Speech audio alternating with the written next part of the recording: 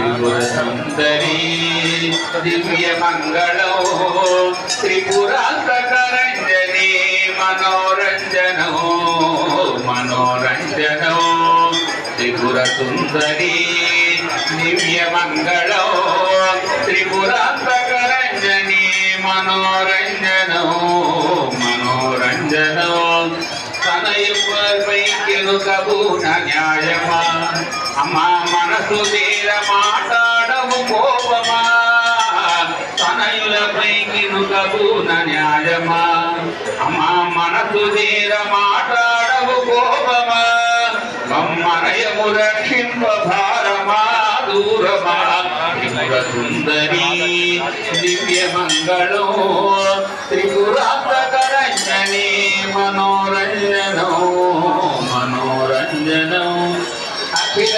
లోకపాపితార్థములకు కల్పకవల్లి మాతృదేవి చరణములను మొక్కెదము మణి మణి త్రిపురసుందరీ దివ్యమంగళో త్రిపురాంతకరంజనీ మనోరంజనో మనోరంజనం हिरण्यवासमलो पूर्णन्दधादि पृथव्यो दानी देगला ब्रह्मण उपहरति एकधैर्यमानाय तेजो दधाति श्री गायत्री देवी महादेवी कर्पूर मंगल नीराजयामि मंगल नीराजनांदवान समर्पयामि ओम राजाधिराजाय प्रथयसाहिने नमो यमेराजवे श्रवणाय महाराजाय नमः ओम स्वस्ति साम्राज्यं भवत्य स्वराज्यं वैराज्यं पार्वेन्द्राज्य महाराज्यमाधिपत्यमय समन्तमर्यायीष्यात् सार्वभौमस्तार्वायिषः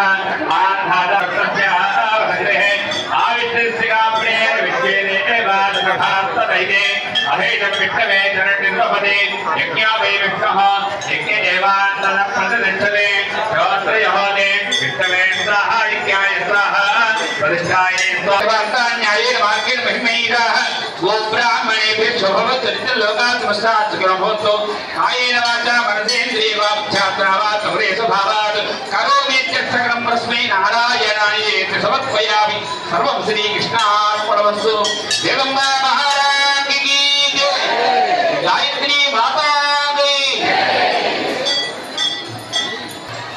ఆడపిల్లల ముందుగా పంపించారు ఒక పాపను ఎవరైనా చిన్న పాప ముందు పంపించి తర్వాత పిల్లలందరికీ ముందు చిన్న పాపకు చిన్న పాప ముందు 2 గాజులు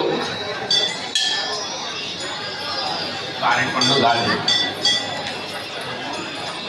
సరే ఒక్కసారి ఆ పాప ఒక్క ఆయన కూర్చు నాన్న सुमंगले जन्मधोनिकामसमेत वज्रः सौभाग्यं कष्टे धत्वायाधः सुरेतनः गायत्री स्वरूपी जगदम्बा महाराज అందరూ కూడా ఒకసారి ఆ బాలికి నమస్కారం చేసుకోండి. అమ్మవారి ద్వితీయ స్వరూపంలో గాయత్రి స్వరూపంలో మనకు దర్శనమిస్తారు. అందుకనే చిన్నపిల్లల్లో భగవంతుని దర్శనం అనే ఏ విధంగా అంటే ఈ విధంగా ఉంటుంది. నవరాత్రిలో 9 రోజులు నవవర్షి 9 ఏళ్ల వరకు ఉన్నటువంటి బాలికల్ని ఈ 9 రోజులు రోజుకు సంవత్సరం చొప్పున ఉండే విధానంగా ఆరాధన చేస్తారు. జగదంబా మహారాజుకి జై.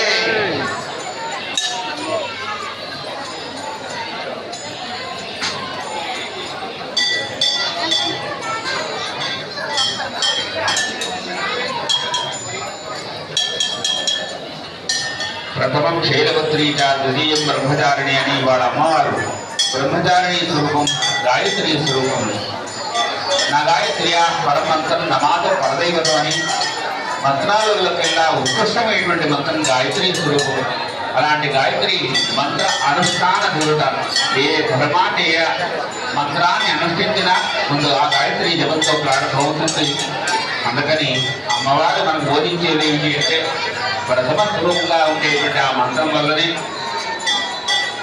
లోకాలన్నిటికీ కూడా ఆ రక్షించేటువంటి జగన్మాత ఆ భక్త పరాధీనమై భగవంతుడు ఆ వారు కోరుకున్న స్వరూపంలో ఆ భక్తులకి దర్శనాన్ని అనుగ్రహాన్ని కలిగిస్తుంది.